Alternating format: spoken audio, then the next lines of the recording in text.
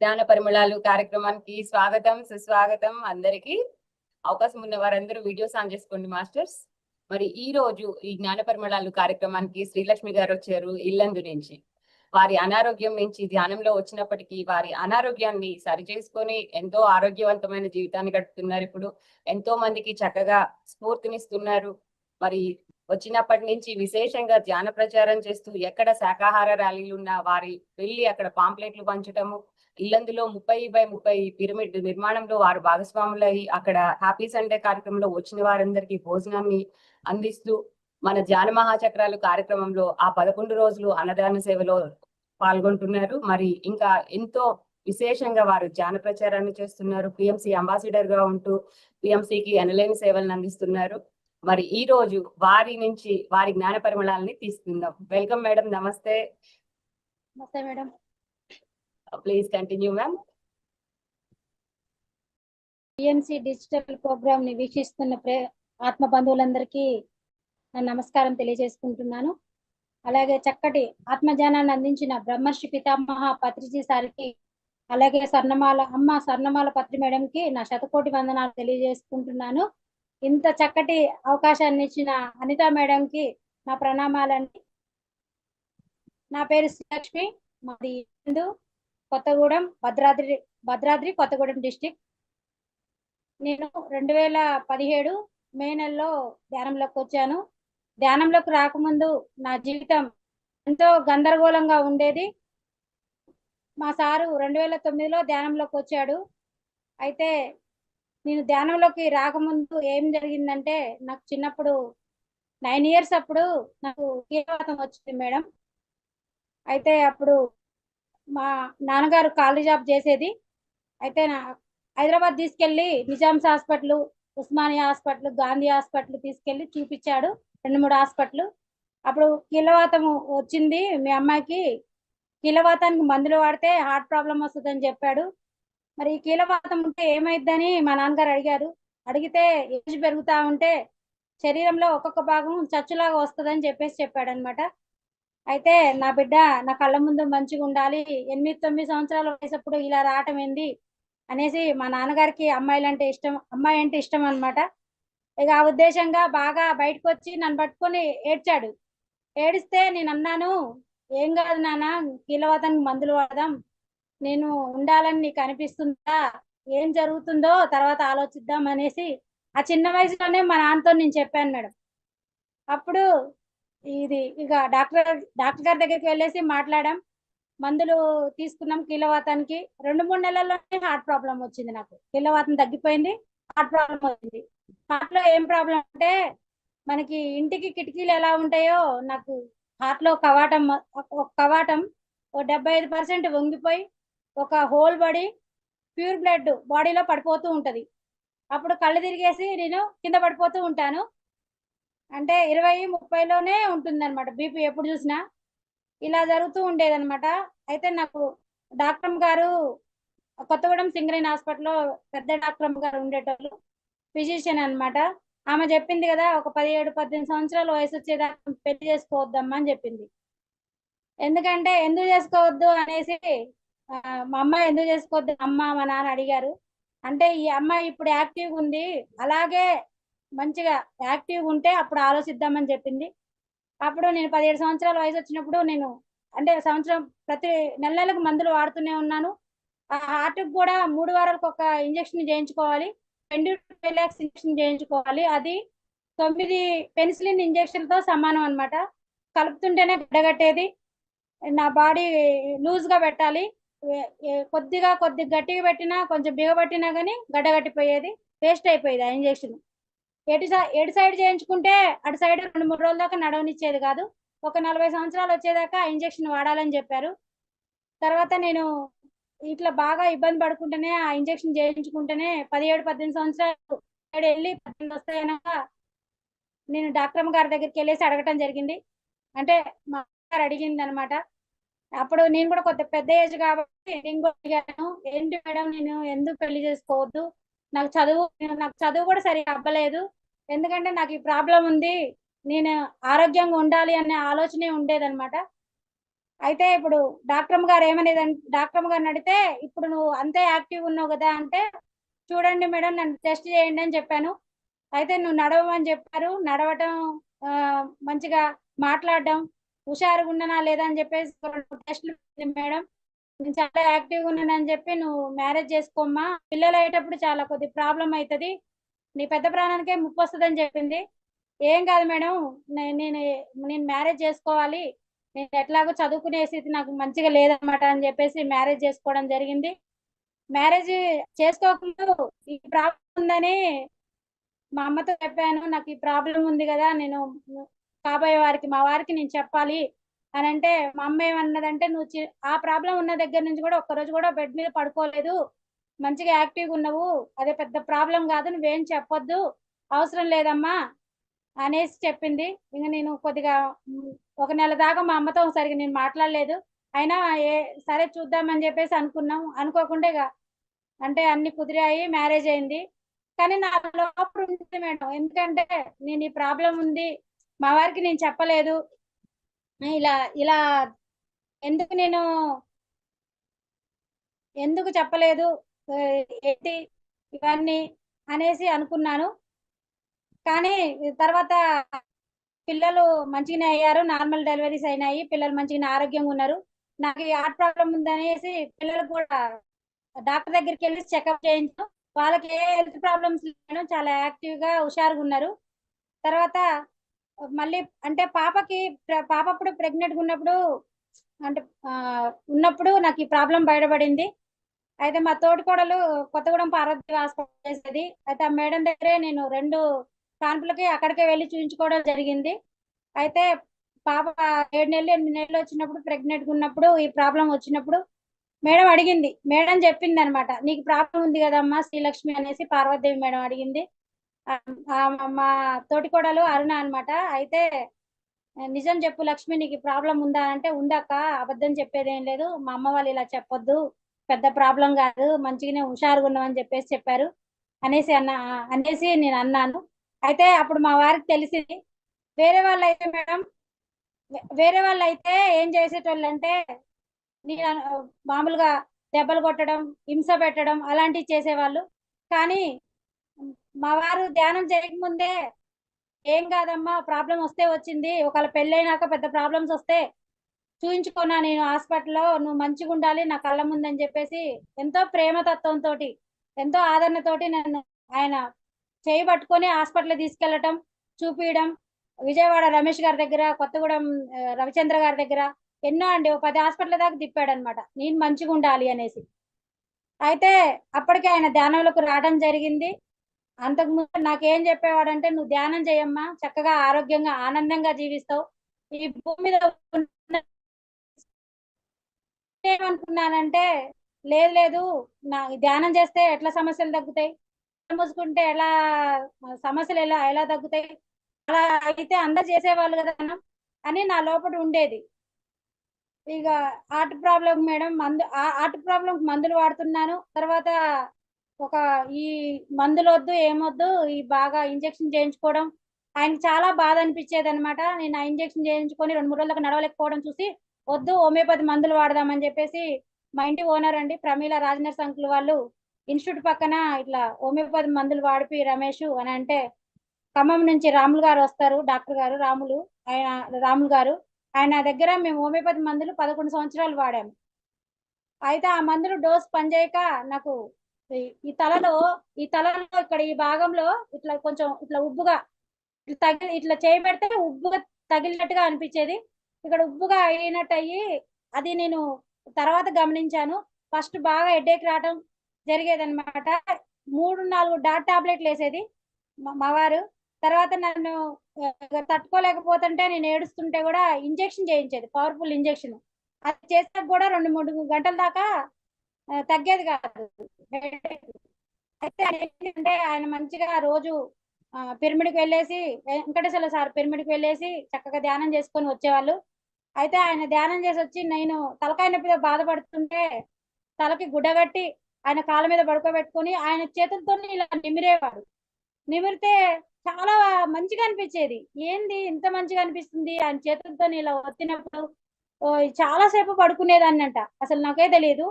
తర్వాత నేను బయటకు వచ్చాక కళ్ళన్నీ ఎర్రగా ఉండేవి అనమాట. నువ్వు మంచిగా ధ్యానం చేయమ్మా, మా తల్లి బంగారు తల్లి కదా అనేసి నన్ను ఎంతో ప్రేమగా అనేవాడు. అంటే సార్లో అంతకుముందు బాగా కోపం ఉండేది, మాట్లాడదామంటే నాకు భయం వేసేది, ఎక్కడ మీదికి వచ్చినట్టుగా అనిపించేది నాకే. అమ్మాయి పెళ్ళెందుకు చేసుకున్నా ఏంటని నా లోపల నాకు అనిపించేది. అయితే తర్వాత ఆయనలో కోపం తగ్గింది, ప్రశాంతంగా మారిండు. ఎప్పుడు చూసినా ఆయన ముఖంలో చిరునవ్వు, ఎంతో మౌనంగా ఉండేవాడు. నేనేమన్నా అన్నా కానీ కోపం వచ్చేది కాదు, మౌనంగా ఉండేటోడు. ఏదైనా చెప్పాలంటే ఒకటే మాట చెప్పేవాడు అనమాట. అరే ఈ దీంట్లో ఏముంది, ఏం తెలుసుకోవాలి, అసలు ఏంటి ఇదంతా, ఏంటి ఇలా మిరాకిల్స్ కూడా జరుగుతాయా, ఇంత కోపంగా ద్వేషంగా ఉన్నోళ్ళు కూడా మారిపోతారా అనేది నాకు నా లోపల అనిపించింది. తర్వాత నాకు ఈ ప్రాబ్లము హోమియోపతి మందుల నుంచి మళ్ళీ నేను ఆ, ఇది గమనిస్తూనే ఉన్నాను, కానీ నేను ధ్యానంలోకి అయితే రాలేదు. పత్రి సారు ఫ్లూట్ మ్యూజిక్ వాయిస్, చేతులలో చేతులు వేలల్లో వేలు పెట్టుకోండి, కాలు క్రాస్ చేసుకోండి అని చెప్పుకుంటూ బ్యాక్గ్రౌండ్ మ్యూజిక్ వస్తూ ఉంటది. అది నేను పడుకున్నప్పుడు తల తల దిండు దగ్గర పెట్టేవాడు అనమాట. సెల్ పెట్టేస్తే నాకు పడుకునేటప్పుడు ఎంతో హాయిగా అనిపించేది, ఎవరో మాట్లాడుతున్నట్టుగా అనిపించేది. ఎవరో మాట్లాడుతున్నట్టు నాకు అనిపిస్తుంది అని సడన్ గా లేచి నేను సార్ని లేపి చెప్పేది, లేదు లేదు, నువ్వు మంచిగా ధ్యానం చేయి, నీకు అన్నీ అర్థం అవుతాయి, నీకెందుకో ఇలా మంచి జరుగుతుంది అనమాట, నువ్వు గమనించలేకపోతున్నావు, ఎంతో ఇబ్బంది పడుతున్నావు అనమాట అనేసి అన్నాడు. నేను ఇంకా అప్పటికి కూడా ధ్యానంలోకి రాలేదు. తర్వాత నాకు మళ్ళీ ఇంగ్లీష్ మందులోకి రావడం జరిగింది. మళ్ళీ రమేష్ గారి దగ్గర చూపించుకుంటే ఆయన చెప్పాడు మేడం, ఆయన చెప్పాడు ఏమంటే చికెన్ తినొద్దు, మటన్ తినొద్దు, ఎగ్గు తినొద్దు, రొయ్యలు పీతలు, ఆంధ్ర సైడ్ అన్నమాట వాళ్ళు, డాక్టర్ గారు అక్కడ ఏమేమి ఉన్నాయన్నీ మొత్తం చెప్పాడు. నాకేమో చిన్నప్పుడు నేను ఇంట్లో మా ఇంట్లో కోళ్ళు ఉండేవి, మేకలు ఉండేవి, వాటిని తీసుకొచ్చి సాదేదనమాట. వాటితోనే ప్రేమతత్వంతో ఉండేదాన్ని. నేను ఫుడ్ కూడా నాది కూరగాయల భోజనమే. ఆ కూరగాయల భోజనమే, కానీ మా అమ్మ వాళ్ళు ఉప్పలమ్మ తల్లి నన్ను పెట్టి వాటిని అంత ప్రేమగా సాది వాటికి గింజలేసి చక్కగా భోజనం ఏర్పాటు చేసి మళ్ళీ ఆ గుళ్ళ దగ్గర కోసేవాళ్ళు. నేను బాగా ఏడ్చేదాన్ని, అడిగేదాన్ని, ఎందుకమ్మా వాటిని అంత ప్రేమగా సాదటం ఎందుకు, వాటికి మేత వేయటం ఎందుకు, ఆ గుళ్ళ దగ్గర కోయటం ఎందుకు, ఇలా ఎందుకు చేస్తున్నారు మీరు, అసలు ఏం చేస్తున్నారు అని అంటే, నన్ను అందరు వచ్చిన వాళ్ళందరూ ఇట్లా మాట్లాడుతుంటే ఏమని అనుకుంటారని చుట్టాలు రూమ్ లో పెట్టి తాగేది మా అమ్మ. తర్వాత నాకు ఈ హార్ట్ ప్రాబ్లం అని చెప్పేసి అప్పుడు హార్ట్ కు మంచిదమ్మా, నువ్వు కోడిగుడ్డు తినాలి, ఆ తింటే హార్ట్ కు బలం అని చెప్పేసి కోడిగుడ్డు అలవాటు చేసింది. అక్కడ నేను రమేష్ గారి దగ్గర చెప్పాను, సార్ ఇట్లా నాకు కోడిగుడ్డు తింటాం నాకు బాగా అనమాట, నాకు బాగా అలవాటు అయిపోయింది, నేను దాన్ని నేర్చుకోలేకపోతున్నాను అంటే అంటే ఏమి మాట్లాడలేదు. మేము కిట్ తీసుకొని, అంటే రిసిప్ట్ అది కేషీట్ తీసుకొని బయటకు వస్తున్నాం. అప్పుడు మళ్ళీ డాక్టర్ గారు నన్ను పిలిచారు, అమ్మ నువ్వు భూమి మీద బతకాలి అనుకుంటే అసలు ఏమి తినొద్దు, నువ్వు తట్టుకోలేకపోతున్నావు కోరుకుంటున్నా అంటున్నావు కదా, ఆ పైన తెల్లది తినేసేసాయి, లోపలిది తినబాకని చెప్పాడు. అప్పుడు నాకు అనిపించింది నా లోపల, ఇవన్నీ బంద్ చేసిన దాన్ని అదొక్కటి ఎందుకు బంద్ చేయలేకపోతున్నా, నేను బంద్ చేయాలి ఖచ్చితంగా అనేసి 25 years బ్యాక్ అనుకున్నాను నేను నా లోపల. నేను అప్పటి నుంచి ఇప్పటి వరకు కంప్లీట్ గా శాకాహారిగానే ఉన్నాను. తర్వాత నాకు ఈ హార్ట్ ప్రాబ్లం కి ఆయుర్వేదిక్ మెడిసిన్ వాడాలని సారు ఎవరో ఒకరు చెప్పారు. సార్ చెప్తే నా వల్ల కాదు, నేను ఆ ఉండలు మింగలేను, నాకైతే నాకు ఓపిక లేదు, ఇంగ్లీష్ మందులు అన్నావు, హోమియోపతి మందులు అన్నావు, ఇప్పుడేమో ఆయుర్వేదిక్ మెడిసిన్ అంటున్నావు, మళ్ళీ తర్వాత ధ్యానం గురించి చెప్పాడు, మళ్ళీ నువ్వు ధ్యానం అంటున్నావు, కళ్ళు మూసుకుంటే ఎట్లా సమస్యలు తగ్గుతాయి, నేను రూమ్ లోకి వెళ్ళి పడుకొని సార్ ఇన్స్టిట్యూట్కి వెళ్ళేవాడు అనమాట. నేను బాగా ఏడ్చేసేదాన్ని, ఎందుకు నాకు ఈ జీవితం ఇచ్చావు దేవుడా, నన్ను తీసుకెళ్ళిపో, ఇక నాతోటి పిల్లలు కూడా కొంచెం పెద్దవాళ్ళు అయ్యారు, ఆయన చూసుకుంటాడు నేను ఇంకా అనేసి అనుకున్నాను. కానీ ఎందుకు భూమి మీదకి వచ్చామనేది తర్వాత అర్థమైద్ది మేడం, అర్థమైద్ది. అది మళ్ళీ నాకు అలా జరుగుతున్నప్పుడు ఆ ప్రాబ్లం కు తగ్గట్టుగా మళ్ళీ ప్రాబ్లం స్టార్ట్ అయింది. ఇంగ్లీష్ మెడిసిన్ వాడుతూనే ఉన్న, హార్ట్ కి గైనిక్ ప్రాబ్లం స్టార్ట్ అయింది. బాగా హెడేక్ ప్రాబ్లం తగ్గలేదు, దగ్గు రావడం, వామిటింగ్స్ కావడం, ముక్కులమ్మ గారిపోవడం జరిగింది. ఈ బ్లడ్ క్లాట్ అయింది ఏమైందంటే బాగా కాలు సచ్చులాగా వచ్చింది, చెయ్యి వంకర పోవడం, మూతి వంకర పోవడం, పెరాలసిస్ లాగా వచ్చింది అనమాట. అది ఇక వెంటనే డాక్టర్ దగ్గరికి పోతే ఇది అమ్మాయి పెరాలసిస్ వచ్చింది, వచ్చి చాలా సివియర్ అన్నమాట. ఒక 5 రోజులు 6 రోజులు హాస్పిటల్లో ఉండాలని చెప్పాడు. డాక్టర్ గారు ఎన్నో లక్షలు ఖర్చు పెట్టాడు ఓపిగ్గా, అసలు చికాకు పడకుండా ఆ ఎమ్మటే ఉండి నాతోనే ఉండి ఆ డాక్టర్ గారు ఇంజక్షన్లు ఎక్కిస్తుంటే పక్కన కూర్చొని అవన్నీ అయిపోగానే చెప్పడం చేయడం అవన్నీ చేశాడు. నేను అనుకున్నాను, ఇంత ప్రేమతత్వం ఉంటుందా మనుషులలో, ఎంత ఎంత మంచివాడు అనేసి అనుకున్నాను నా లోపల. ధ్యానం గురించి చెప్పినప్పుడు మాత్రం ముఖం తిప్పేసుకునేదాన్ని, చికాకుతో కోపంతో ఉండేదాన్ని అనమాట. తర్వాత నాకు అట్లా పెరాలసిస్ వచ్చింది, ప్రాబ్లం వచ్చింది, అన్ని లక్షలు ఖర్చు అయినాయి, రోజుకి 20 లక్షలు ఎక్కినాయి, రోజుకు 18-20 టాబ్లెట్లు మింగాలని చెప్పాడు, ఒక్కొక్కటి 750 mg అనమాట. తర్వాత గైనిక్ ప్రాబ్లం స్టార్ట్ అయింది. ఒక నెలలో 25 రోజులు బ్లడ్ పోతూనే ఉండేది. హార్ట్కి సంబంధించిన డాక్టర్, తలకు సంబంధించిన డాక్టర్ అక్కడ ఉంటే మీరు సంతకాలు పెడితే అంటే సిగ్నేచర్ చేస్తే మేము ఆపరేషన్ చేస్తాం, అమ్మాయికి పెరాలసిస్ ప్రాబ్లం వచ్చింది కాబట్టి మేమేం చేయలేము అనేసి చెప్పారు ఆంధ్రజ్యోతి మేడం ఖమ్మంలో.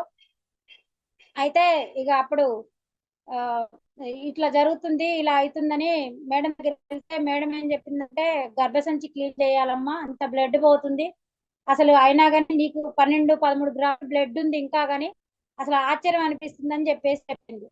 అయితే గర్భసంచి క్లీన్ చేయాలి, ఒక 2 నెలల తర్వాత రమ్మని చెప్పింది మేడం. మెడిసిన్ ఇచ్చింది, నేను మెడిసిన్ వాడతాను అని చెప్పాను. తర్వాత నేను ఇంటికి వచ్చాక ఇక మా పాప 10th క్లాస్ అయిపోతుంది, అయిపోయింది.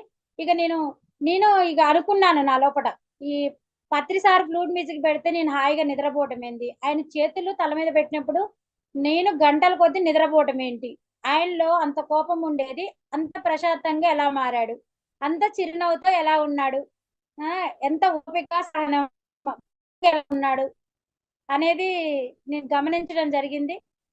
ఇలా చూద్దాం, ఈ దీంట్లో ఏం తెలుసుకోవాలని ఉందో అనేసి నేను అప్పుడు ఇంకా పాప 10th క్లాస్ అయిపోయినాక నేను ధ్యానం చేస్తానని చెప్పాను మా సార్కి. అట్లా నేను చేయకముందే వెంకటేశ్వర సారు ధ్యానంలోకి రాకముందే సార్ మా ఇంటికి వచ్చేవాళ్ళు, టిఫిన్ చేసి పెడతాను, భోజనం పెడతాను అమ్మ, నువ్వు చక్కగా మరి నువ్వు చక్కగా ధ్యానం చేయాలంటే నువ్వు ధ్యానం చెప్పడానికి అయితే మా ఇంటికి రావద్దు సార్, ఇప్పుడు మా సారే మాకు చెప్తున్నాడు అని చెప్పి ఆయన కోపగించుకుంటే రెండోసారి వచ్చినప్పుడు ధ్యానం గురించి చెప్పలేదు. ఇదేంది వీళ్ళిద్దరు ధ్యానం గురించి చెప్పడం బంద్ చేశారనేసి నేను అనుకున్నాను. సారు వచ్చేసి తైబా గ్రహయాత్ర ఫస్ట్ బుక్ నేను చదివింది, తైబా గ్రహయాత్ర తీసుకొచ్చి చేతుల్లో పెట్టాడు. నీకు అంతరవాసులు నేను ధ్యానం చేస్తుంటే నా కలలో నేను ధ్యానంలో కూర్చున్నప్పుడు శ్రీలంకకి ఈ బుక్ ఇవ్వండి, కొంతమంది పేర్లు చెప్పారు, ఆ లోకాల నుంచి వచ్చారు వీళ్ళు తెలుసుకోవట్లేదు, వాళ్ళకి బుక్ ఇవ్వండి, వాళ్ళ బుక్ చదవాలని చెప్పారు. బుక్ తీసుకొచ్చి ఇచ్చాడు. నేను ధ్యానం స్టార్ట్ చేయడం జరిగింది. శిల్ప శిల్ప పిరమిడ్ అనమాట. అక్కడ ఒక 10 మంది లేడీస్ కలిసి సాయంత్రం 5:30 నుంచి 7:30 వరకు ధ్యానం చేసేది. వాళ్ళందరూ ఎప్పటి నుంచో చాలా సంవత్సరాల నుంచి చేస్తున్నారు. నేను మాత్రం పోయేదాన్ని, మా ఇంటి ఓనర్ ప్రమీల ఆంటీ నేను ఇద్దరం కలిసి 2 నిమిషాలు కూడా చేయలేక పారిపోయి వచ్చేదాన్ని. వామ్మో ఇదేం ధ్యానం, కళ్ళు మూసుకుంటే రకరకాల సమస్యలు, అన్ని మనం పిల్లలతో ఏమేమి మాట్లాడతామో, హస్బెండ్ తో ఏం మాట్లాడతామో, అత్తయ్య మామయ్యతో వాళ్ళతో అన్ని మాటలన్నీ గుర్తుకు రావడం, ఇంటి పక్కన వాళ్ళతో ఏం మాట్లాడతామో ఇక అన్ని గుర్తుకొస్తేనే నా వల్ల కాదనేసి నిర్ణయం జరిగింది. మా సారు ఒకరోజు, ఆమె పేరు కూడా శ్రీలక్ష్మి, శ్రీలక్ష్మి మేడం మా మేడం ధ్యానానికి వస్తుందా అనేసి అడిగాడు. రావటం ఏంటి సార్, వస్తుంది 2 నిమిషాలు కూడా కూర్చో వెళ్ళిపోతుందని చెప్పాడు. వాళ్ళది కింద శిల్ప ఎలక్ట్రానిక్స్ అనమాట. అయితే ఆమె కౌంటర్ లో కూర్చుంటది మేడం. నేను వస్తున్నా, పైన అప్స్టైర్ లో పిరమిడ్ ఉంది, వస్తుంటే నన్ను పట్టుకుంది, చేయి పట్టుకొని ఎక్కడికి వెళ్తాను శ్రీలక్ష్మి అని అడిగింది. మేడం నా వల్ల కాదు, నేను చేయలేను 2 నిమిషాలు కూడా అని చెప్పేసి నేను రిటర్న్ రావడం జరిగింది. రిటర్న్ వెళ్ళిపోతున్నాను మేడం అంటే అప్పుడు ఒక మాట చెప్పింది నాకు, ఏంటంటే నువ్వు కరెక్టా ధ్యానం కరెక్టా అనేది నువ్వు కరెక్ట్ గా తెలుసుకో, పట్టుదలగా చెయ్యి, అది తడాక ఏంటో తెలుసుకోమ్మా అని చెప్పేసి చెప్పింది. అన్నది కామ్ అయిపోయింది, వెళ్ళు అని చెప్పింది.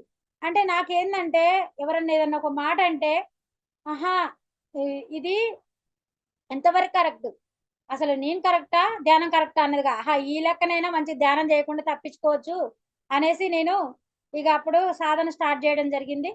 అప్పుడు నా లోపల అనుకున్నాను, నేను కరెక్టా ధ్యానం కరెక్టా అనేసి క్వశ్చన్ వేసుకొని కూర్చున్నాను. ఫస్ట్ 5 నిమిషాలు, తర్వాత 10 నిమిషాలు, తర్వాత అర్ధ గంట, తర్వాత 40 నిమిషాలు, గంట, గంటన్నర, 2 గంటలు, ఒక్క సిట్టింగే 3 గంటలు. అట్లా 3 గంటలు చేయడం జరిగింది. నాది ఇది ప్రాబ్లమ్స్ అయితే ఏమైతే ఉన్నాయో, gynaec problem, heart problem, paralysis problem కూడా తగ్గింది. మొత్తాన్ని కంప్లీట్ గా నేను తగ్గించుకోవడం జరిగింది. ముక్కమ్మడే విపరీతంగా కారేదనమాట. చల్లదనం ఉన్న, డస్ట్ కొంచెం ఊడ్చిన, ఏదైనా చలిలో తిరిగినా కానీ బాగా ముక్కులమ్మడి కారేది. ఆ ప్రాబ్లం కూడా నేను తగ్గించుకున్నాను. వామిటింగ్స్ అయ్యాయి, దగ్గు వచ్చేది. ఆ దగ్గు కూడా తగ్గిపోయింది నాకు కంప్లీట్ గా. అంటే ధ్యానం చేస్తే, ధ్యానం సర్వరోగ నివారిణి, సకల భోగకారిణి, సత్య జ్ఞాన ప్రసాదిని అనేది నాకు అప్పుడు అర్థమైంది. తర్వాత ఈ ధ్యానం గురించి మంచిగా చక్కగా అర్థమైంది. నేను కర్తాలకు వెళ్ళడం జరిగింది. 2012లో నేను 2012లో వెళ్ళాను. తర్వాత ఒక 2 సంవత్సరాలు 3 సంవత్సరాలు గమనించడం జరిగిందనమాట. అసలు అక్కడ ఏం జరుగుతుంది, ధ్యానం చేశాను. అంటే 2 సంవత్సరాలు 3 సంవత్సరాల దాకా అయితే ధ్యానం చేయలేదు, కానీ అక్కడ ఏం జరుగుతుంది, ఏంటి, ఏం చేస్తున్నారు అనేది గమనించాను. అన్నదానానికి ఈవినింగ్ పూట, సాయంత్రం పూట సారు పిరమిడ్ సేవాదళ వాళ్ళని స్టేజ్ మీదకి పిలవటం, అందరిని సత్కరించడం, అక్కడ మెసేజ్ ఇవ్వటం. పిరమిడ్ సేవాదళ అనేది సేవ అనేది ఎంతో అత్యుత్తమ స్థాయి అని అంటాం. వాళ్ళందరూ పైన కూర్చుంటే సారు వాళ్ళ పాదాల దగ్గర కూర్చోవడం, ఒక చిన్న పిల్లవాడిలాగా నాకు ఎంతో అద్భుతం అనిపించింది. అదేంటి, గురువు గారు ఏంటి వాళ్ళ కాళ్ళ దగ్గర కూర్చోడం ఏంటి, వాళ్ళకందరికి సమానం చేయడం ఏంటి, ఇది అత్యుత్తమ స్థాయి అని చెప్పడం ఏంటని నా లోపల అనిపించింది. అయితే మళ్ళీ నేను అన్నం తినడానికి అక్కడికి వెళ్ళాను, అన్నదానం దగ్గరికి. అయితే అక్కడ ఒక బ్యానర్ కట్టారు. ఏముందంటే, ప్రతి ఒక్కరిలో కళ్ళల్లో మెరుపులు, చిరునవ్వు చూస్తే, అంటే ఆనందం అనేది చూస్తే, నేను అన్నం వడ్డిస్తుంటే నా శరీరంలోకి శక్తి వస్తుంది, నేను ఎంతో అదృష్టవంతుణ్ణి, ఇలా అన్నం వడ్డించడం ఇది ఎంతో భోగము అనేసి బ్యానర్ మీద రాయడం జరిగింది. ఇది ఎలా, అన్నం వడ్డిస్తే శరీరంలోకి శక్తి ఎలా వస్తుంది, ఇది ఎంతవరకు కరెక్ట్ అనేది నేను ఒక 2-3 సంవత్సరాలు గమనించడం జరిగింది. తర్వాత నేను కడతాలకు వెళ్ళినప్పుడు నేను ఖచ్చితంగా అక్కడ నేను సేవ చేస్తాను, sir Ramesh sir, Hanumantharao sir ద్వారా సార్ నేను సేవ చేస్తాను అక్కడ అన్నదానంలోనే నాకు కావాలి అనేసి నేను చెప్పడం జరిగింది. అమ్మ నీకు ఇంతకంటే ఏమన్నా ఉందా, మాకు చాలా మంది కావాలన్నమాట, నువ్వు చేస్తానంటే చాలా ఆనందం అనిపిస్తుంది అనేసి చెప్పడం జరిగింది. అయితే నేను వెంటనే ఇక సార్తో, మన బోనకల్లి శైలజ మేడంతో మాట్లాడి, నిర్మల మేడం అనమాట డైనింగ్ సెక్షన్ లో మేడంతో మాట్లాడి, అప్పుడు కృష్ణమూర్తి గారు ఉండేటోళ్ళు, అప్పుడు ఆ సార్ ఉన్నప్పుడే నేను సేవదల్లో అన్నదానం చేసే దగ్గర అన్నం వడ్డించడం, దాని దగ్గర పేరు ఇవ్వడం జరిగింది. చాలా సంవత్సరాల నుంచి నేను 11 రోజులు అక్కడే ఉండి అన్నం వడ్డించడం, అక్కడ వడ్డించడం ఒకటే కాదు, అన్ని రకాల పనులు చేసేదన్నమాట. అప్పుడు కృష్ణమూర్తి గారు ఉన్నారు, రాజశేఖర్ సార్ ఉన్నారు. ఆ సార్ గాని ఈ సార్ గాని అక్కడ ఏ పని చెప్పినా, కమ్ము భారతి మేడం, నాకు మీరిద్దరు చాలా యాక్టివ్గా ఉన్నారు, మీరు ఏదైనా చేయగలుగుతారు అనేసి ప్రతి ఒక్క పనిని ఒప్పచెప్పేవాళ్ళు. ఒక 3 రోజులు అన్నం వడ్డిస్తే 3 రోజులు డస్ట్ బిన్ దగ్గర ఉంచడం, ప్లేట్ల దగ్గర ఉంచడం, ప్లేట్ల దగ్గర ప్రతి ఈ పని ఆ పని లేకుండా పనులు చేయడం జరిగింది. దాంట్లో మనం ఏం చేసుకోవడం జరుగుతుందంటే, అన్నం పెట్టే దగ్గర చిన్న పిల్లలకి ఎంత అన్నం వడ్డించాలి, పెద్దవారికి అయితే ఎంత అన్నం వడ్డించాలి, ఎంత ప్రేమ తత్వంతో వడ్డించాలి, ఎంత ఓపికతో వడ్డించాలి, ఎవరైనా వచ్చి ఆ టైంకి వచ్చి ఎవరైనా ప్లేట్లు విసిరేయటం, కోపంగా మాట్లాడినా గానీ ఎంత ప్రశాంతంగా ఉండాలి అనేది నేర్చుకోవడం జరిగింది. ఎంత మౌనంగా ఉండాలి, సార్ వాళ్ళు ఏదన్నా అన్నా గానీ, ఏదైనా చెప్పినా గానీ మనం మౌనంగా ఉండి ఆ ఎనర్జీని పెంచుకుంటూ వడ్డించడం కూడా జరిగింది. చాలా అద్భుతం అన్నం వడ్డించడం. అలాగే మా జిల్లాలో చుట్టుపక్కల గ్రామాలలో శాఖాహార ర్యాలీ జరుగుతాయి. ఆ శాఖాహార ర్యాలీలకు వెళ్ళటం, అలాగే జిల్లాకు ఒక మెగా శాఖాహార ర్యాలీ జరిగింది లాస్ట్ ఆదివారం. ఆ ర్యాలీలలో కూడా వేల మంది పాల్గొనడం జరుగుతుంది. అక్కడ ముందే నేను వెళ్ళటం అక్కడ పాంప్లెట్లు తీసుకోవడం, సార్కి చెప్పేసి నాకు పాంప్లెట్లు కావాలి సార్ అని చెప్తే వాళ్ళు నాకు ఇవ్వడం. ఒక గంట ముందే నా శరీరం నా కంట్రోల్లో ఉండేది కాదు, ఒక మాస్టర్ నాలోకి రావడం జరగడం. హనుమంతరావు సార్కి నేను ఇది కరెక్టా కాదా సార్ అని అంటే, నువ్వు ధ్యానం చేయమ్మా, నువ్వు ధ్యానం చేసి తెలుసుకోమని ఆ ఒక సార్ ద్వారా నేను తెలుసుకోవడం జరిగింది. అయితే అప్పుడు నేను కూర్చొని ధ్యానం కూర్చోవడం పాంప్లెట్లు ఇచ్చి ఒక మూల కూర్చున్నప్పుడు నీ శరీరాన్ని మేము ఉపయోగించుకుంటున్నాము, నువ్వు ఈ లోపల ఏమీ లేదు, ఎందుకంటే నీ లోపల ఏమీ లేదు కాబట్టి నీ శరీరాన్ని ఉపయోగించుకొని విశ్వ కళ్యాణం కోసం ప్రతి జీవి కాపాడబడాలి. ప్రతి జీవిలో ఉన్న ఆత్మ, నీలో ఉన్న ఆత్మ, అందరిలో ఉన్న ఆత్మ ఒకటే. మనం ఎంత ఆనందంగా ఉంటున్నామో ప్రతి జీవి కూడా అంతే స్వేచ్ఛగా తిరగాలి, చేయాలి అన్న ఉద్దేశంతో మీ లోపలికి వస్తాను, మేము వస్తాము, మేము వర్క్ చేపిస్తాము, నువ్వు రెడీగా ఉన్నావు కాబట్టి అని చెప్పి చెప్పడం జరిగింది. అలాగే భూమాత కూడా ఫస్ట్ 2-3 సార్లు చెప్పులు వేసుకొని ఇవ్వడం జరిగింది. కానీ ఇంటికి వచ్చాక నేను లేసే పరిస్థితి లేదు. ఒక విధంగా ఒక మాస్టర్ ద్వారా నాకు అందిన మెసేజ్ ఏంటంటే నీ శక్తిని పెంచుకోవాలని చెప్పారు. మళ్ళీ నాకు భూమాత ఏం చెప్పిందంటే నువ్వు చెప్పులు తీసేసి పక్కన పడేసేయి, నువ్వు నాతో కనెక్ట్ కావాలి అని చెప్పడం జరిగింది.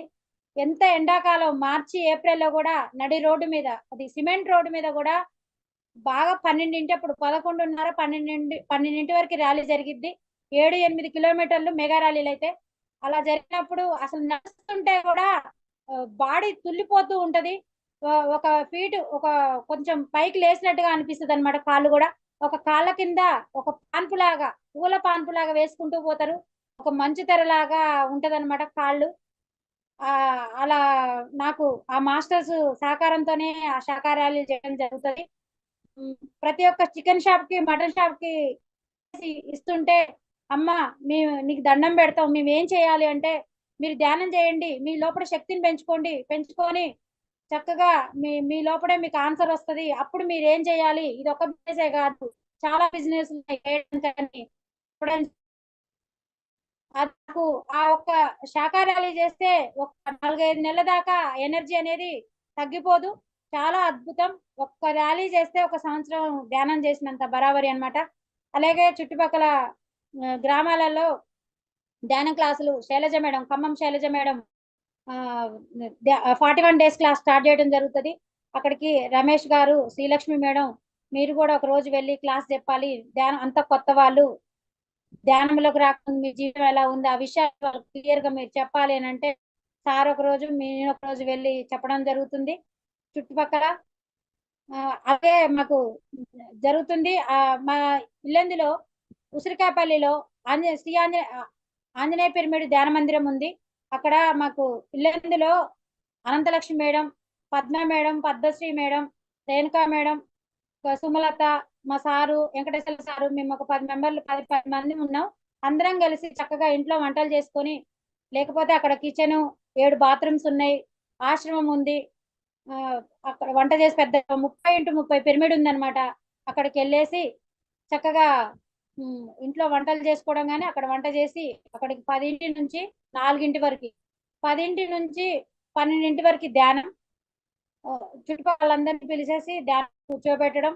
తర్వాత 1 గంటకి ఒక అర్ధగంట సేపు సజ్జన సాంగత్యం, తర్వాత 1 గంటకి భోజనం పెట్టి, తర్వాత మళ్ళీ ఒక అర్ధగంట రిలాక్స్ అయ్యి మళ్ళీ 1 గంట సేపు ధ్యానం, స్నాక్స్, కొంచెం టీ తాగేసి మళ్ళీ 4-4:30 కల్లా అందరం ఇంటికి వచ్చేవాళ్ళం. ఇలా చేయడం జరుగుతుంది. ఇప్పుడు ప్రతి ఒక్క స్కూల్ కి వెళ్ళేసి, ప్రతి ఒక్క గ్రామానికి వెళ్ళేసి, గ్రామాల్లో ఉండి అసలు అజ్ఞానం అంటే అక్షర జ్ఞానం లేని వాళ్ళకు కూడా తట్టి లేపి వాళ్ళతోని, వాళ్ళ దగ్గర ఉండి వాళ్ళందరితోని ధ్యానం చేయించాలి.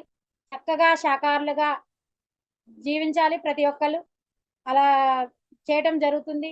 పత్రిసార్ అయితే ఏ అయితే లక్ష్యాలు ఉన్నాయో, ధ్యాన జగత్, శాకార జగత్, పిరమిడ్ జగత్, ఆ లక్ష్యాలు ఏమైతే ఉన్నాయో అవన్నీ చేయాలని మేమందరం కంకణం కట్టుకున్నాం.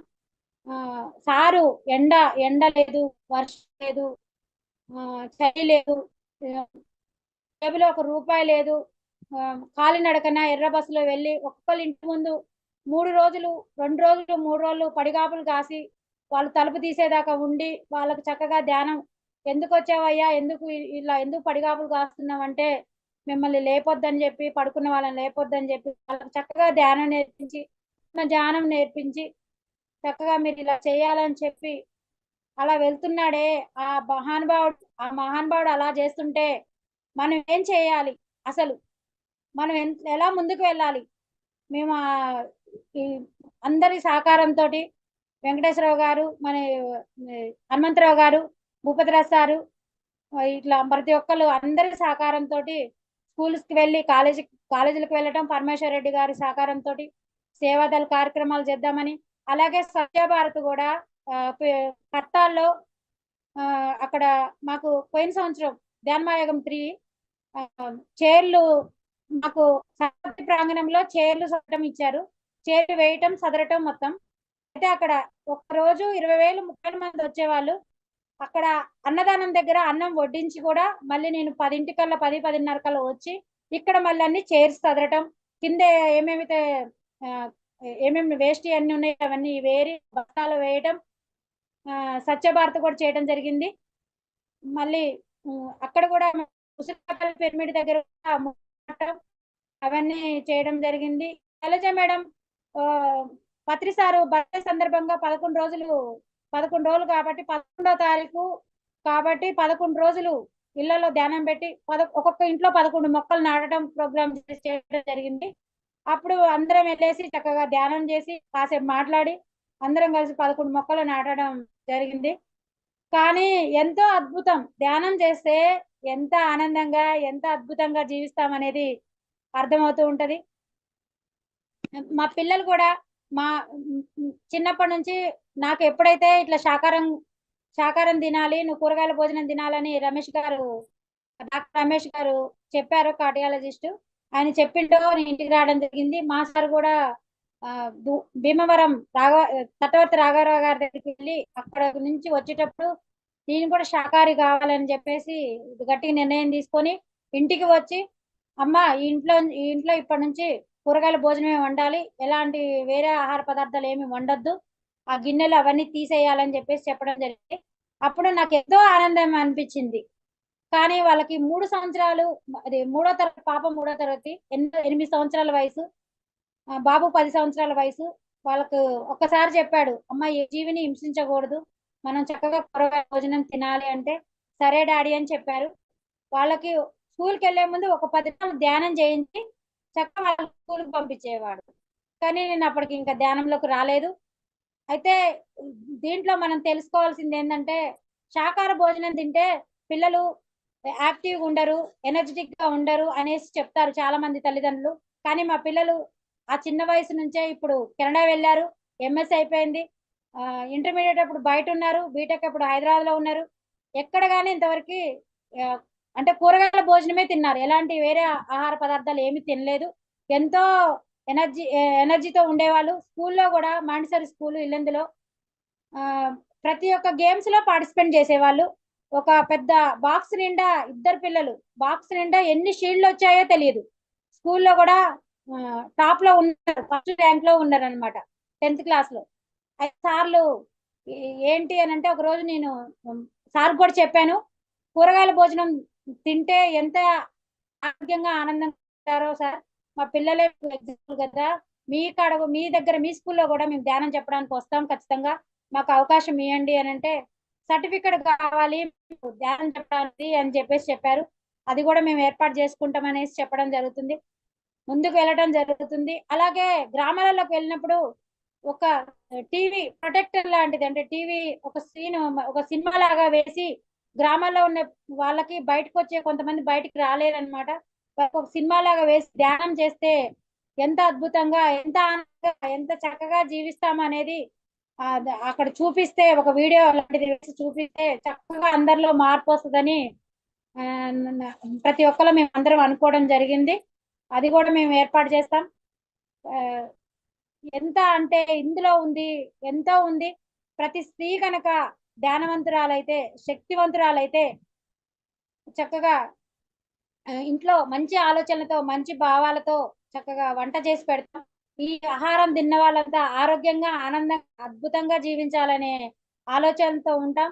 ఇంకొకటి ఏంటంటే, నాకు బాగా తలనొప్పి రకరకాల ప్రాబ్లమ్స్ వచ్చినప్పుడు సార్ అప్పుడు అంతకుముందే ధ్యానంలోకి వచ్చినప్పుడు నాకు చెప్పేవాళ్ళు, నువ్వు ఎవరితో చెప్పొద్దు, ముఖ్యంగా మీ అమ్మతో మాత్రం ఈ విషయం చెప్పొద్దు అని చెప్పేవాళ్ళు. నేనేం చెప్పేదంటే, అత్తమ్మ లేదు, మామయ్య లేరు, నాన్న లేడు అనమాట భూమి మీద. కాబట్టి అమ్మ ఒకతే ఉంది. మా అమ్మకు చెప్పకపోతే ఎలా? అమ్మ నీ ప్రాబ్లం ఎక్కువైంది దాకా ఎందుకు చూస్తున్నావు, నాతో చెప్పొచ్చు కదా అనేసి అంటది అనేసి నేను ఎంత చెప్పినా నాకు అర్థం కాలేదు. కానీ సార్ చెప్తుంటే నేనేమనుకున్నానంటే నా సొంతంగా నేను ప్రాక్టికల్ చేయాలి, నేను ఎవరికైనా చెప్పడానికైనా బాగుంటది అనే ఉద్దేశంతో ఒక నెల మొత్తం కంప్లీట్ గా చెప్పడం స్టార్ట్ చేశాను. నాకు తలకాయ నొప్పి వస్తుంది, నేను బాగోలేను, ఆరోగ్యంగా లేను, నాకు చాలా ఇబ్బంది ఉందని చెప్పడం స్టార్ట్ చేశాను. అప్పుడు ఏమైందంటే అవి ప్రకంపనల ద్వారా విషయంలో కలిసి ఎక్కడైతే ప్రాబ్లం ఉందో అక్కడ బాగా ఆ, ఇదయ్యి ఆ, బాగా ఇబ్బంది అనిపించేది. తర్వాత మళ్ళీ ఒక నెలంతా కంప్లీట్ గా చెప్పడం బంద్ చేశాను. బంద్ చేసిన తర్వాత ఆ, ఇది అది బంద్ చేసిన తర్వాత నాకు చాలా మంచిగా అనిపించింది, ప్రాబ్లం ఎక్కువ ఉన్నట్టుగా అనిపించలేదు.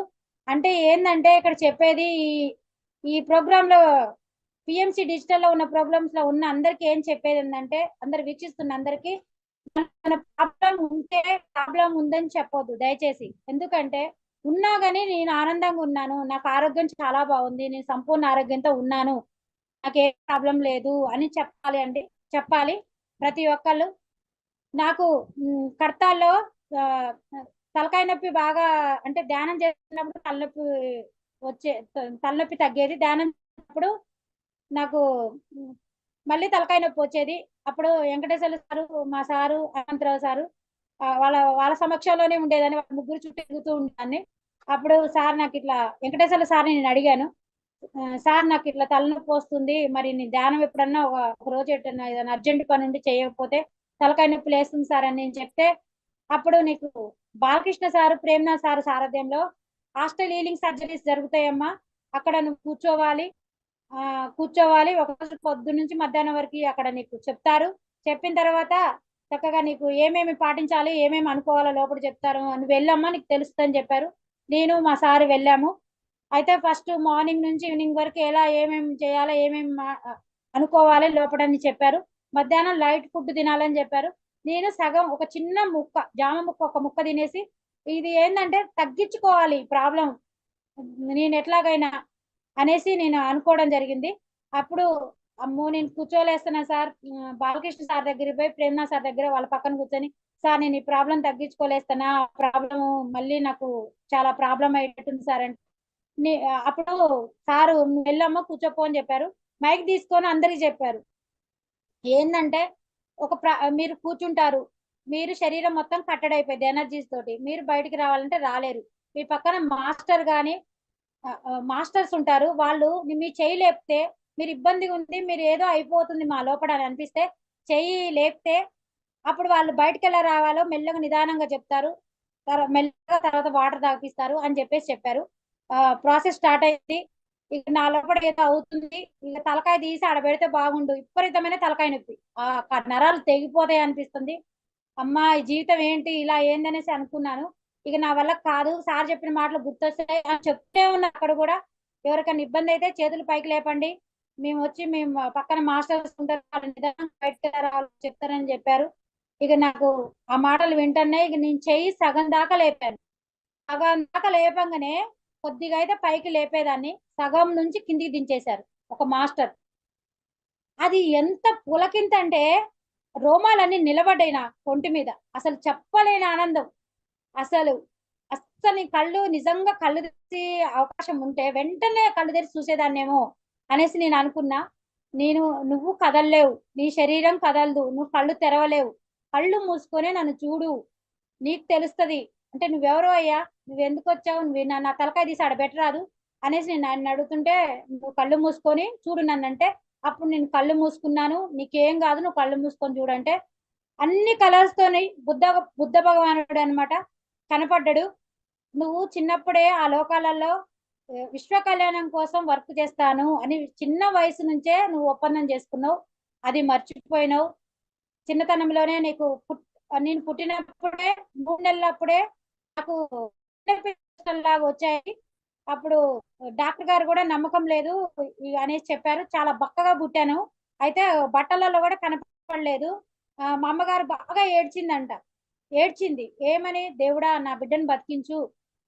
నాకు మా మా నాన్నగారు కూడా అన్నారు, నా ఆడపిల్ల అంటే నాకు చాలా ఇష్టం, నువ్వు బతకాలమ్మా అనేసి 3 నెలల ఏజ్ అప్పుడు అట్లా అయినప్పుడు కోరుకున్నారంట భగవంతుణ్ణి. కోరుకుంటే 2 రోజులైనా లేవలేదు. 3వ రోజు ఈ రోజు లేస్తే లేస్తుంది, లేకపోతే ఇక మీ అమ్మాయిని తీసుకుపోండి అని చెప్పారనమాట. ఇక ఆ రోజు నైటు అందరు నిద్రలు లేవు, అన్నం లేదు, ఏం లేదు, నా దగ్గర కూర్చున్నారు. కూర్చుంటే 3వ రోజు తెల్లారుజామున ఏడ్చాను. ఏడిస్తే బతికాననేసి మా అమ్మ ఎన్నో సందర్భాల్లో నాకు చెప్పడం జరిగింది. మళ్ళీ నాకు అంటే పారాలసిస్ ప్రాబ్లము. అంటే ఇది ఏంటంటే, ఇది ఎందుకు చెప్తున్నానంటే, బుద్ధ భగవానుడు ఇప్పుడే నువ్వు భూమి మీదకి వచ్చిన లక్ష్యము నీకు గుర్తు చేశాము, చిన్నప్పటి నుంచే నీకు అన్ని ఆటంకాలు ఏర్పరుస్తున్నాము, నువ్వు తెలుసుకోలేకపోతున్నావు, నువ్వు మొండిదానివి, మొండిగా వాదించే దానివి అన్నమాట. నీకు ధ్యానం చేసే వాళ్ళు నీ చుట్టూ తిరుగుతున్నా కానీ నీకు అర్థం కావట్లేదు, అందుకే నువ్వు నా చేతిలో ఒప్పందం చేయి, చేస్తే ఆ ప్రాబ్లం ఏం లేదు, నేను చిటికల్లో తగ్గించేస్తానని చెప్పారు. అప్పుడు నేను నేను ఈ ప్రాబ్లం తగ్గిస్తానంటే ఖచ్చితంగా, అంటే నా తల ఎట్లుందంటే ఒక రక్తం తోటి ఒక బాధతోటి విలువెల్లాడిపోతుంది అనమాట. అప్పుడు ఆయన చూద్దాం ఏం జరుగుతుందో అనేసి ఆయన చేతిలో చెయ్యి వేయటం జరిగింది. అంటే నేను ఇట్లనే ఉన్నాను, నా లోపల శరీరం బయటకు వచ్చి ఆయన చేతిలో చేయి వేసి ఇప్పటి నుంచి నా తుది శ్వాస ఉన్నంత వరకు నేను విశ్వ కళ్యాణం కోసం వర్క్ చేస్తాననేసి చెప్పాను. అది నాకు బాగా గుర్తుంది. అది అప్పుడు ఆయన ఏం చేసిందంటే బొటన్ వేలు పెట్టి ఆ నుదురు ఆ కళ్ళ పై భాగంలో బొటన్ వేలు పెట్టి అటు ఇటు ఇలా అన్నాడు అనమాట. అంటే ఇప్పుడు 8 సంవత్సరాలు దగ్గర దగ్గర అది కంప్లీట్ గా తగ్గిపోయింది అనమాట. అది హెడేక్ కంప్లీట్ గా తగ్గిపోయింది. ఇప్పటికి ఎంత చల్లో తిరిగినా, ఎంత ఎండలో తిరిగినా గానీ, ఎంత వర్షంలో తడిసినా గానీ, ఎన్ని కిలోమీటర్ల దూరంలో ప్రయాణం చేసినా గానీ నాకు ఏం అనిపించదు. ఎందుకంటే ఎంతో అద్భుతం ధ్యానం అనేది, ఎంత అద్భుతం అంటే నేను నా సొంతంగా అనుభవిస్తేనే నాకు తెలుస్తుంది, మీరు చెప్తే నాకు అర్థం కాదు అనేసి నేను చెప్పడం జరిగింది మా వారితోటి. తర్వాత నాకు ఆ పెరాలసిస్ ప్రాబ్లం మళ్ళీ 4 years బ్యాక్ మళ్ళీ వచ్చింది. నాకు ప్రాబ్లం వచ్చింది కానీ వచ్చింది, అన్నం తిన్నాను మధ్యాహ్నం, నాకు తెలియదు, నైటీతోనే పడుకున్నాను. అప్పుడు మా పాప కెనడా పోలేదు. పడుకుంటే నేను సోయలేదు, ఏం లేదు, నోటేమో నురుజొచ్చింది. నురుజొస్తే ఇక వీళ్ళు ఏమనుకుంటున్నారంటే హార్ట్ ప్రాబ్లం ఉంది, అమ్మకు పెరాలసిస్ ప్రాబ్లం ఉంది, పెరాలసిస్ అన్న హార్ట్ అటాక్ అన్న రావచ్చు, ఇంకేదో జరిగింది, మమ్మీ మైండ్ స్ట్రోక్ అన్న రావచ్చు, అండ్ బ్రెయిన్ స్ట్రోక్ రావచ్చు అనేసి చెప్పి మా అమ్మ ఏడుస్తుంది. మా సార్కి కూడా బాధ ఉందన్నమాట, నేను మంచిగా ఉండాలి చేయాలని. ఆయన అప్పుడు కొంచెం మా పక్కన జ్యోతి ఆంటీ అనేసి ఉండేవాళ్ళు. ఆ జ్యోతి ఆంటీ గమనించిందంట, నాకు తెలియదు, అసలు ఏమీ తెలియదు. అయితే నేను విజయలక్ష్మి మేడం ఎంబీబీఎస్ డాక్టర్ దగ్గరికి తీసుకెళ్లారు వీళ్ళు. అయితే ఆమె ఏం చెప్పిందంటే కంప్లీట్ గా లేదు, కాన్షియస్ లేదనమాట, కొమ్మలోకి వెళ్ళిపోయే లెక్కలోనే ఉంది, అసలు ఏం లేదని చెప్పారు. అయితే ఏం జరిగిందో ఏంటో తెలియదు, ఒక 10 సార్లు వామిటింగ్స్ అయినాయి నాకు. 10 సార్లు వామిటింగ్స్ అయినాక మొత్తానికి నేను బయటకు వచ్చాను. వీళ్ళేమో నన్ను పట్టుకొని ఏడుస్తున్నారు, ఓ ఓ మమ్మీ, అమ్మ నాన్న, అమ్మ మంచిగా అయింది నాన్న, చూడు నాన్న అంటే సార్ వచ్చి ఇట్లా నన్ను హడ్ చేసుకుని బాగా, అమ్మ నువ్వు మంచిగా అంటాం. మా పాప ఏడవటం అనమాట. నాకేం ఎవరు మీరు, ఎందుకు, ఏంటి, ఏం జరుగుతుంది అనేసి నేను అడిగాను. అసలు సార్ ఆశ్చర్యపోయారు అనమాట. అయితే నన్ను వెంటనే ఏదో జరుగుతుందని, ఎందుకని మంచిది లేని కార్లో హాస్పిటల్ తీసుకెళ్లారు. పెంటల్ అసాధారణ న్యూరాలజిస్ట్, ఆయన దగ్గర చూపిస్తే ఈ అమ్మాయి సీరియస్ అనమాట, ఐసీలో ఉంచాలని చెప్పారు. 10 సార్లు వాంతులైనా కానీ, అప్పుడు నేను ధ్యానం చేస్తున్నా కాబట్టి 10 సార్లు వాంతులైనా కానీ నాలో ఎనర్జీ పోలేదు. నేనేం చెప్పానంటే మా సార్కి, ఐసీగా నువ్వు ఎందుకు అట్లా భయపడుతున్నావు, సీరియస్ అంటే నాకేం కాదు, ధ్యానం అనే వజ్రాయుధం నా చేతిలో ఉంది, నేను చక్కగా ధ్యానం చేస్తున్నాను, ఇదివరకంటే నేను చేయలేదు మొండిదానిలాగా, ఇప్పుడు నేను నా జబ్బులు నేను తగ్గించుకునే శక్తి మార్గం నాకు తెలిసింది, నువ్వు దేనికి భయపడద్దు, ఐసీలో ఉండడం ఏముండవు, 2 రోజుల్లోనే నేను డిశ్చార్జ్ అయిపోతామని చెప్పి చెప్పడం జరిగింది. అలాగే నన్ను డాక్టర్ గారు కూడా నన్ను టెస్ట్ చేశాడు, కిల్లీలు పెట్టి నువ్వు అటు ఇటు తిరుగు, నువ్వు యాక్టివ్ ఉన్నావా లేదా అంటే కూడా అన్ని ఇంజక్షన్లు ఎక్కినాయి, రోజుకి 20 ఇంజక్షన్లు ఎక్కినాయి, బాటిల్స్ ఎక్కినాయి, అయినా గిరా తిరిగాను. తిరిగితే డాక్టర్ గారే ఆశ్చర్యపోయిండు, ఏంటి ఇలా తిరుగుతున్నావు అనేసి. అంటే నువ్వు చాలా మంచిగా ఉన్నావు, నేను నార్మల్ గా నేను ఇంటికి పంపిస్తామమ్మా, నువ్వు ఎక్కడ వద్దనమాట, జనరల్ పంపిస్తాం, ఒకరోజు చూసి ఇంటికి పంపిస్తాం అని చెప్పారు.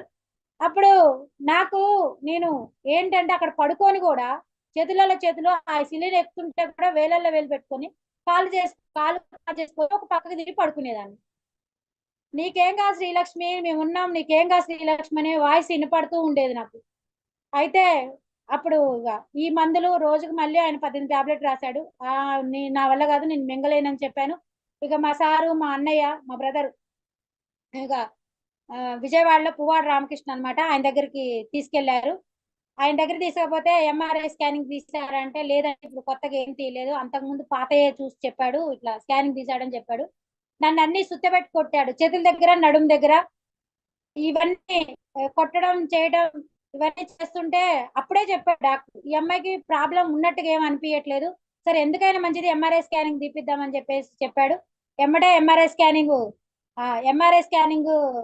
తీసేపు నేను ఒక అర్ధగంట సేపు నా లోపలికి నేను వెళ్ళి, మాస్టర్స్ నేను ఈ భూమి మీద నేను చక్కగా వర్క్ చేయాలి, నా పని ఉందనుకుంటే, నేను చక్కగా ఆరోగ్యంగా ఆనందంగా జీవించాలి, వర్క్ చేయాలనుకుంటే మీ ఇష్టం, మీరు ఏం చేస్తారో అని నేను ధ్యానంలోకి వెళ్ళటం జరిగింది.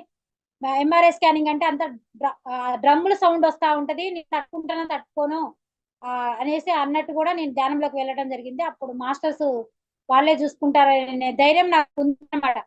అప్పుడు ఇక స్కానింగ్ డాక్టర్ దగ్గరికి వచ్చాము, నన్ను బయటకు వెళ్ళమన్నారు. మా అన్నయ్యను మా సారు అంత ఏమనలే, కానీ మా అన్నయ్య కొంచెం ర్యాష్ గా ఉంటాడు, బయటకు వెళ్ళి నువ్వు అనేసి చెప్పాడు. అయితే నేను బయట నిలబడంగానే డాక్టర్ గారు అమ్మాయిని ఎందుకు బయటకు పంపించారంటే, ఏమని ఉంటే మాతో మాట్లాడతారు మీరు, ఆమెకు తెలిస్తే మళ్ళీ ఆమె అదే ఆలోచన పెట్టుకుంటది అనేసి చెప్పిండ్రు. లేదు లేదు అమ్మాయిని పిలవండి చెప్పాను. నేను అద్దంలో చూస్తూనే ఉన్నారు డాక్టర్ గారు ఏం చెప్తున్నారు ఏందని క్లియర్ గా అర్థమవుతుంది. అప్పుడు నన్ను పిలిచారు, నేను వెంటనే లోపలికి వెళ్ళాను. నేను అడిగాను డాక్టర్ గారిని, ఏదున్నా భయపడకుండా నాకు చెప్పండి సార్, నాకు చెప్పండి, నేను దేన్నైనా అంగీకరిస్తాను, యాక్సెప్ట్ చేస్తానని చెప్పాను. అప్పుడు డాక్టర్ గారు ఏం చెప్పిండు, అసలు నీకు ప్రాబ్లమే లేదమ్మా, ఎందుకు తీయించాను అంటే, ఆ కురుపు అంటే తలలో మచ్చ అయింది కదా, ఆ మచ్చ పక్కన కురుపు కనుక ఏమైనా అయిందా, ఏదైనా ప్రాబ్లం ఇంకేమన్నా సీమ్ లాగా వచ్చిందా అనేది తెలుసుకోవడం కోసం నేను తీయించాను. ఫస్ట్ నేను చూసినప్పుడే చాలా బాగున్నావు అనిపించింది, కానీ వీళ్ళకి కూడా నమ్మకం కుదరాలి కదా, నాకు కూడా తెలియాలి కదా అసలు ఏం జరుగుతుంది అనేది నేను అనేసి చెప్పారు. అప్పుడు నాకు పూర్తి నమ్మకం వచ్చింది, 100కు 200% నమ్మకం. ఆహా, ధ్యానంలో ఇంత ఉంటదా, ఇంత అద్భుతమా జీవితం అనేది అనుకున్నాను. అప్పుడు డాక్టర్ ఏం చెప్పిండంటే, ఈ టాబ్లెట్లన్నీ వాడుతుంటే నాకు ఇట్లా ఎలర్జీ వస్తుందంటే అన్ని బయట కుప్పతొట్లో పడేయమని చెప్పిండు, మురికాలలో పడే, ఒక్క టాబ్లెటే వాడమ్మా, ఒక 10 mg అని చెప్పాడు. మనం ఏంటంటే ఇంత మంచిగా ఉంది మా వారికి నేను థ్యాంక్స్ చెప్పుకోవాలి. ఎందుకంటే చక్కని ధ్యానాన్ని ఇంట్లో ఉండి కూడా ప్రతి క్షణం నన్ను గమనించుకుంటూ, ప్రతి క్షణం ప్రేమతత్వంతో హాస్పిటల్ తీసుకువెళ్తూ కూడా నన్ను మంచిగా చూసుకోవడం జరిగింది. అలాగే ఆ మాస్టర్స్ లక్ష్యం కూడా ఏమైతుందే, పిరమిడ్ జగత్, ధ్యాన జగత్, సాకార జగత్ చేయాలని నేను నడుము బిగించుకోవడం జరిగింది. ప్రతి ఒక్కరం కంకణం కట్టుకున్నాం. అలాగే ఇంత మంచి అవకాశం ఇచ్చారు. పిల్లలకి మనం ధ్యానం నేర్పితే, స్కూల్లో పిల్లలకి ధ్యానం నేర్పితే ఏమైందంటే వాళ్ళల్లో జ్ఞాపకశక్తి పెరిగిద్ది, ఏకాగ్రత పెరిగిద్ది, మంచి ఆలోచనలు, మంచి భావాలు వాళ్ళలో ఏర్పడతాయి, చక్కటి సుగుణాలతో జీవిస్తారు, ఒత్తిడిలకు గురిగారు, ఎలాంటి ఇప్పుడు చనిపోవడాలు, పిల్లలు సూసైడ్ చేసుకోవడం అలాంటివి చేస్తున్నారు, అలాంటి ఏమి చేయకుండా చక్కగా జీవిస్తారు. నాకు ఏంటంటే మా పిల్లలకి నేను ఎలా చెప్తున్నానో ప్రతి ఒక్క పిల్లలు నా పిల్లలే అనుకొని నేను మోటివేషన్ చేయడం జరిగింది. అలాగే ప్రెగ్నెంట్ స్త్రీలకు కూడా మేము వికారాబాద్ వెళ్ళాము. వికారాబాద్ వెళ్తే న్యూటన్ సార్, లక్ష్మి మేడం అక్కడ ధ్యానం చేయించేసి ప్రాక్టికల్స్ చేపించే వాళ్ళు, అంటే తెలిసిన వాళ్ళు ఎదురు కూర్చోవద్దు అని చెప్పారు. అప్పుడు ఇక ఆ ప్రోగ్రాము జరిగినప్పుడు ఇది అక్కడ అన్నం ఎలా వడ్డించాలో అనే ప్రేమతత్వం అనేది నాకు అర్థమైంది చాలా క్లియర్ గా. ఇంత మంచి అవకాశం ఇచ్చిన పిఎంసి డిజిటల్ ప్రోగ్రామ్ కి నా శతకోటి వందనాలు తెలియజేసుకుంటున్నాను. అలాగే పిఎంసికి ప్రతి ఒక్కళ్ళు సహాయ సహకారాలు అందించాలి. పత్రిజీ సారు అహింసా పద్ధతిని అందరికి ప్రతి ఒక్కరికి చెప్పడం జరిగింది. పిఎంసి అని మన ఛానల్ పత్రిజీ ప్రతిరూపం పిఎంసి అనేది. పిఎంసికి అందరం వర్క్ చేద్దాం, అండగా నిలబడదాం. Thank you madam. Thank you so much అండి. ఎంతో అద్భుతంగా మీ అనుభవాన్ని పంచుకున్నారు. ఆరోగ్యం బాగాలేకపోతే బెంబేలు పడిపోయే ఇది నుంచి అసలు ఎంత చక్కగా మనం దాన్ని సరి చేసుకోవచ్చు. దానికి మీ కుటుంబ సభ్యుల సహకారం, మీ పిల్లలు కానివ్వండి, అందరూ ప్రతి ఒక్క చోట అందరూ మీకు సపోర్ట్ చేయటం, మీరు దాని నుంచి బయటపడిన తర్వాత అందరికీ చెప్పటం అది చాలా అద్భుతం మేడం. మీ జర్నీ చాలా మందికి స్ఫూర్తిదాయకం. మేడం ఒక్క సెకండ్ మేడం, ఒక్క ఆ! సెకండ్. కరోనా మేడం, కరోనా అప్పుడు ఒక్క సెకండ్ మేడం. కరోనా ఆ! అప్పుడు మేడం చెప్పండి. మా ఇంటి ముందు హ్మ్. కరోనా కరోనా అప్పుడు corona moment madam. Corona moment అప్పుడు అందరూ ఇంజెక్షన్ చేయించుకోవాలని చెప్పారు. అమ్మగారు, మా అమ్మ, మా పాప కూడా నీకు హార్ట్ ప్రాబ్లం ఉంది, ఈ పెరాలసిస్ ప్రాబ్లం కూడా వచ్చింది కదా అమ్మ, అంటే తలకు సంబంధించిన ప్రాబ్లం ఉంది, కంపల్సరీ నువ్వు ఇంజక్షన్లు చేయించుకోవాలని చెప్పారు.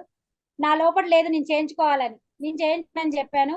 అట్లా అలాగే మా ఇంటి ముందు రెడ్డి గారు వాళ్ళు అనమాట, రెడ్డి పద్మ ఆంటీ అని, రెడ్డి అనమాట, రెడ్డి అంకులు వాళ్ళు బాగా పరిచయం మాకు. వాళ్ళిద్దరికి కరోనా వచ్చింది, మా ఎదురిల్లే క్వార్టర్స్ లో ఉన్నాం మేము. అయితే ఏం చెప్పారంటే తలుపుల దగ్గరికి వేశారు, వేసి ఎవరు రావద్దు మా లోపలికి, ఎవరు రావద్దు అని మాటలు వినపడతా ఉన్నాయి. మేము మామూలుగా జ్వరం వచ్చిందేమో అని చెప్పేసి మేము ఆంటీ రోజుకు 2-3 సార్లు ఆంటీ వాళ్ళతో మాట్లాడడం నాకు అలవాటు అనమాట. ఆంటీ హ్మ్. ఆంటీ అని వెళ్ళాము. నా వెనకనే మా సార్ వచ్చారు. అయితే ఎంతసేపు చూసినా తలుపు తీయట్లేదని, అయితే నువ్వు లక్ష్మి నువ్వు రావద్దురా, మాకు కరోనా వచ్చింది మాకు తెలుస్తుంది అనేసి, చెప్పారు. ఏం కాదు, ఎందుకు భయం అసలు, దేనికి భయము, ఏం కాదా అంటే మేము ధ్యానం చేస్తున్నాం చక్కగా అని చెప్పి, ఆమె చీర కూడా ఒక లెక్కగా లేదు, పాపం ఎటు పడితే అటు వెళ్ళిపోయింది అనమాట. పడుకోవడం ఒక లెక్క లేదు. నేను ఆమెను కూర్చోబెట్టి చక్కగా చీర చదిరి జడేసి భోజనం మేము తీసుకెళ్ళి చక్కగా కూర్చోబెట్టి తినిపించాను. అంకుల్ ఏమో వెనక రూమ్ లో ఉండి, వద్దు లక్ష్మి నువ్వు వెళ్ళిపో, నీకు బాధ్యతలు ఉన్నాయి, పిల్లల పెళ్లిళ్ళు చేయాలి, నువ్వు మంచిగా ఉండాలి, నువ్వు మా అన్ని అయిపోయినాయి అని చెప్పారు. మా సార్ని కూడా రావద్దు రమేష్, రావద్దు లక్ష్మిని తీసుకెళ్ళని చెప్పారు. కానీ మా లోపల భయం లేదు. అంటే ధ్యానం చేస్తే ఎంత ధైర్యంగా జీవిస్తాం. అది మన చుట్టూ ఆరా ఏర్పడుతుంది, మన చుట్టూ శక్తి క్షేత్రం ఏర్పడుద్ది. అంటే ఒక దేవుడి ఫోటో వెనక ఎలా కలర్స్ అలా ఉంటాయో, మన చుట్టూ ఆరా ఏర్పడినప్పుడు ఎలాంటి వైరస్ మన లోపలికి రానియదు. చేతులు గ్లౌజులు వేసుకోలేదు, ముక్కుకు మాస్క్ పెట్టుకోలేదు. ప్రతి ఒక్క గుళ్ళల్లోకి, కాలేజ్, హాస్పిటల్కి వెళ్ళి, ఇంటింటికి వెళ్ళి పాంప్లెట్ ఇవ్వడం జరిగింది. అందరూ ఇళ్లలో ఉండి మీరు రావద్దు, మాకొద్దు పాంప్లెట్ అంటే, అమ్మ ధ్యానం చేయండి మీరు కరోనా వైరస్ నుంచి బయటపడతారు, మేము ధ్యానం చేస్తున్నాం అంటే చాలా మంది బయటకు వచ్చి పాంప్లెట్ తీసుకోవడం జరిగింది. వేల వేల పాంప్లెట్లు పంచడం జరిగింది ఆ టైంలో. చక్కగా భోజనాలు కూడా వండి పెట్టడం జరిగింది. ఈ పాల్వంచలో కానీ, ఖమ్మంలో కానీ అన్ని స్కూళ్ళల్లో చెప్పడం జరుగుతుంది ధ్యానం గురించి కూడా. ఏ వైరస్ వచ్చినా మనం తట్టుకునే శక్తి మన లోపల ఉంటది. మన ఆత్మశక్తి సన్నగిల్లినప్పుడే అన్ని హెల్త్ ప్రాబ్లమ్స్ వస్తాయని అనుభవపూర్వకంగా తెలుసుకున్నాను మేడం నేను. చక్కగా కరోనా వైరసే కాదు, ఏ వైరస్ వచ్చినా మన చుట్టూ శక్తి క్షేత్రం ఉంటది. సీతమ్మ తల్లికి లక్ష్మణ రేఖ, లక్ష్మణుడు గీసినప్పుడు ఆమెను బయటికి వెళ్ళొద్దు అంటే రావణుడు ఇప్పటికి రాయాడు భిక్ష తీసుకెళ్ళడానికి, కానీ తప్పక ఆమె సీతమ్మ తల్లే వెళ్ళింది అనమాట. అలానే మన చుట్టూ శక్తి క్షేత్రం ఉన్నప్పుడు ఏ వైరస్లు, ఏ దుష్ట శక్తులు మన లోపలికి రావు, ఏ చీకటి శక్తులు కూడా మన లోపలికి రావు. మన శక్తి ఎంతో అమోఘమైనది, అద్భుతమైనది madam. Thank you. Thank you అండి. మేడం. Thank you. అంతా మనలోనే ఉంది. ఆ భావాన్ని తీసేస్తే గాని మనం బయటపడం. ఆ భావం లేకపోతే ఎన్ని చేయించుకున్నా మనకి భయమే ఉంటుంది. మీరు కరోనా టైంలో అవునవునవును గూడా మేడం. అంత సేవలు చేయటం నిజంగా చాలా గ్రేట్ అండి. చాలా చాలా గ్రేట్. ఆ ధ్యానం అన్నది లేకపోతే ముందు జీవితం, ధ్యానం తర్వాత మీ జీవితం చాలా అద్భుతంగా చెప్పారు. Thank you so much. Masters ఎవరైనా మాట్లాడాలనుకుంటే హ్యాండ్ రైజ్ చేయొచ్చు. చక్కగా అందరూ విన్నారు. బావుందని మెసేజ్‌లు పెడుతున్నారు. స్ఫూర్తి అమ్మ మీది అనేసి. సూపర్ అంట. Thank you madam. Thank you. Masters మరి ప్రతి ఒక్కరి జీవితంలో ధ్యానానికి ముందు, ధ్యానం తర్వాత అందరికీ అనుభవమే. కాకపోతే కొంతమంది మాస్టర్‌లు మనకిలా పంచుకోవటం వలన తెలుస్తున్నాయి. కానీ ప్రతి ఒక్కరు ధ్యానం చేయండి, ధ్యాన ప్రచారం చేయండి. మన వంతుగా తన్, మన్, ధన్ ఎక్కడ వీలైతే అక్కడ చేద్దాం. పిఎస్ఎస్ఎంలో జరుగుతున్న అన్ని కార్యక్రమాలకి మన వంతు మన సహకారాన్ని అందిద్దాం. మరి అప్పటి వరకు సెలవు. సర్వే జన సుఖినో భవంతు. లోకా సమస్త సుఖినో భవంతు.